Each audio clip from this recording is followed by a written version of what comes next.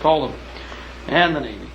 As a matter of fact, this system can of course vary, but is still consistent throughout every military force, and for that matter, any people across the planet. Well, the next step beyond the conventional uniform, though, is winter weather gear. Another solution, and again very economical right now because the government is going away from wool, and why we're embracing it very quickly, is the old M1952, M1954, and the 1956 series wool uniforms. In this case, a two-pocket top, standard button configuration long sleeve, with a set of pants with adjustable waistband. These are an excellent winter system, and in all cases, they also come with the capability to accept liners.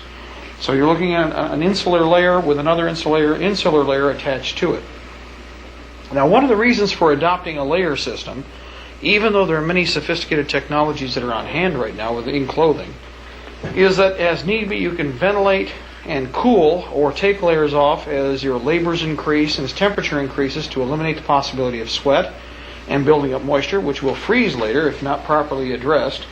The other consideration is the fact that while certainly some of the new technology will not load as quickly with human body oils and sweat, they still load nonetheless. Loading is when the different oils and material, such as water or body moisture, saturate the fabric and eventually becomes unserviceable with regard to thermal protection. Even though many of the different technologies, such as Gore-Tex, etc., are very desirable, even they load within a specific period of time. And one of the biggest problems that we are seeing is, again, replacement in the field. These pieces of equipment can be addressed, can be shelled off, cleaned, and then reapplied as needed, so that at no given time are you bare to the wind, shall we say.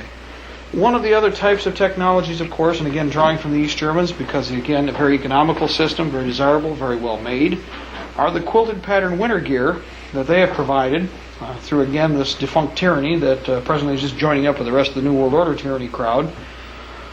This is an insular top, and in addition to that, of course, along with the fur-lined neck, which is detachable, by the way, we also have a quilted pant system, cuffable at the base, and this type of system is, again, very desirable. It matches most of the contours and the patterns and, of course, environments of the brownout season of winter across the United States.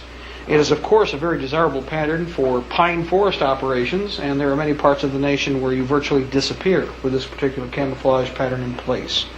Now, again, these systems can be overlapped one on top of the other to offer an excellent thermal cover to protect against the elements. Not always are we running around on the battlefield. Remember, at certain times you have to stand in place.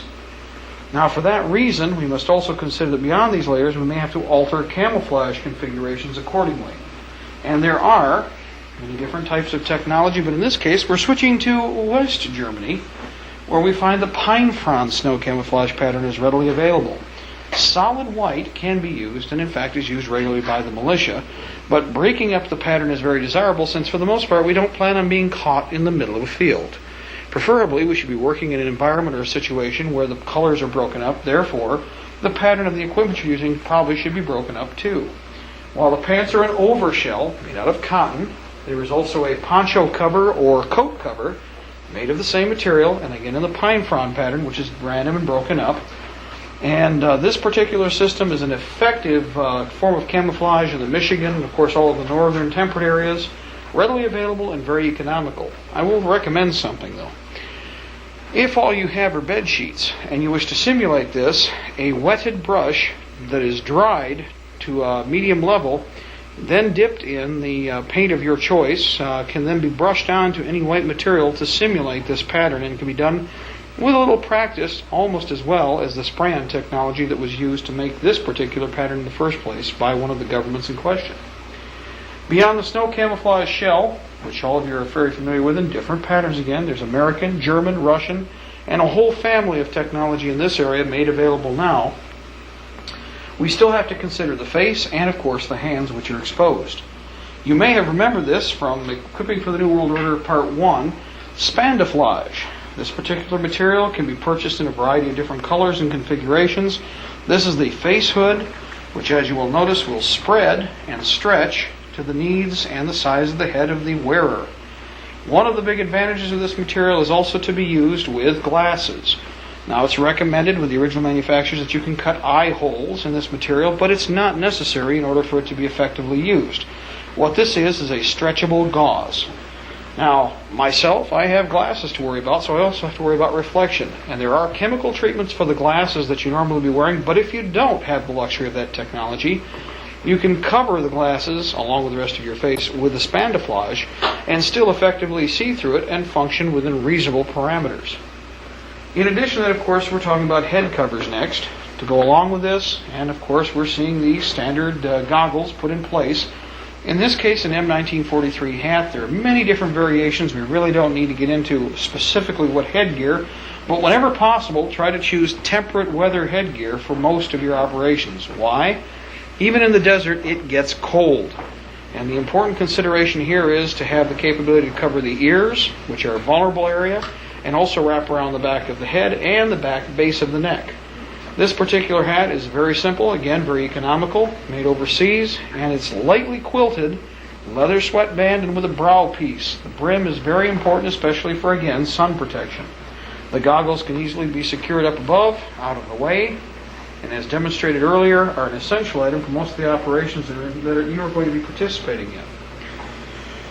Now, while many people consider different devices tools, I consider the scarf to be one of those. There are so many different things that can be done with it, and I know this one's in gray. They can be in green, blue, yellow, pink.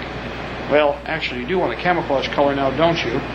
This particular device, though, can be used as a pillow in the field, a tourniquet, any one of 100 different uses. It's at your discretion that you carry one, but I would recommend it, especially in winter operations, to cover all those little nooks and crannies that are normally not protected in a winter environment with some of the other clothing.